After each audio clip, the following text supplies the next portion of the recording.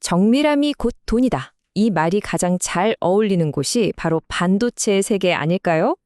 오늘 바로 그 중심에 서 있는 기업이죠. 파크 시스템스에 대한 아주 흥미로운 증권사 리포트를 한번 제대로 뜯어보려고 합니다. 시장은 이 기업을 과연 어떻게 보고 있을까요? 이 리포트가 시작부터 아주 도발적인 질문을 던집니다. 바로 이거예요. 수연간 폭발적으로 성장했는데 그 마법이 이제 끝난 거 아니야? 정말 모두가 궁금해하는 거잖아요.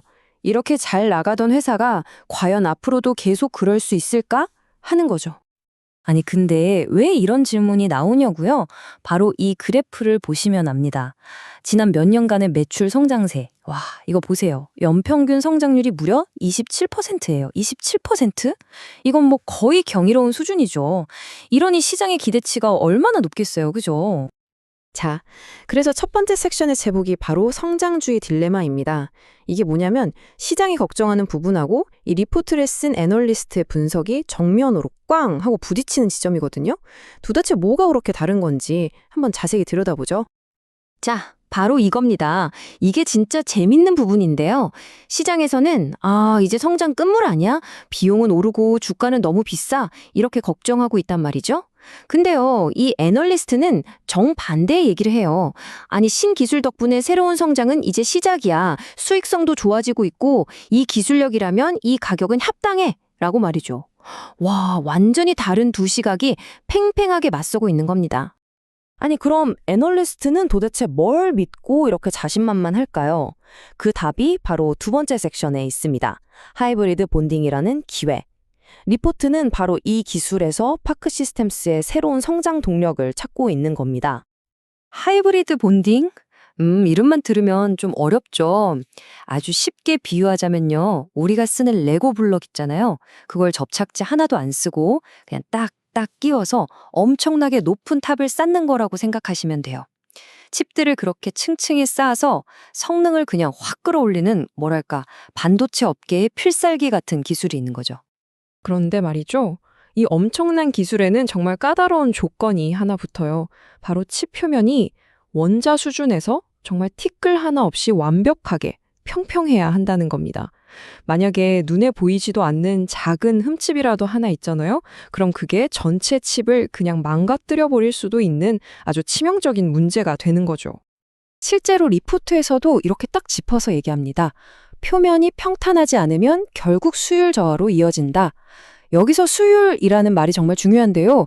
쉽게 말해 불량품 없이 얼마나 잘 만들어내냐는 거거든요.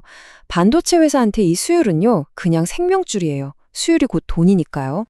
자, 그럼 이 어려운 문제를 어떻게 해결하냐? 바로 여기에 파크 시스템스가 등장하는 겁니다. 이 문제를 풀 열쇠를 바로 이 회사가 쥐고 있다는 거죠. 이 회사가 만드는 원자 현미경 AFM이라는 장비가 있는데 이게 뭐냐면 거의 원자 하나하나를 더듬어서 느낄 수 있을 정도로 정밀한 바늘로 표면의 상태를 읽어내는 거예요. 상상이 가시나요? 그래서 이 기술이 이 분야의 새로운 표준, 즉 골드 스탠다드가 되고 있다는 겁니다. 말로만 그런 게 아니고요. 이게 어떻게 돈으로 연결되는지 한번 보세요. 이 그래프가 바로 그 증거입니다. 하이브리드 본딩 공정에 꼭 필요한 이 NXTSH라는 장비 하나만 봐도요. 앞으로 예상되는 매출 성장세가 와, 정말 가파르죠? 그러니까 이건 그냥 그럴 수도 있다는 가능성이 아니라 이미 구체적인 숫자로 나타나고 있는 현실이라는 걸 리포트가 강조하는 겁니다.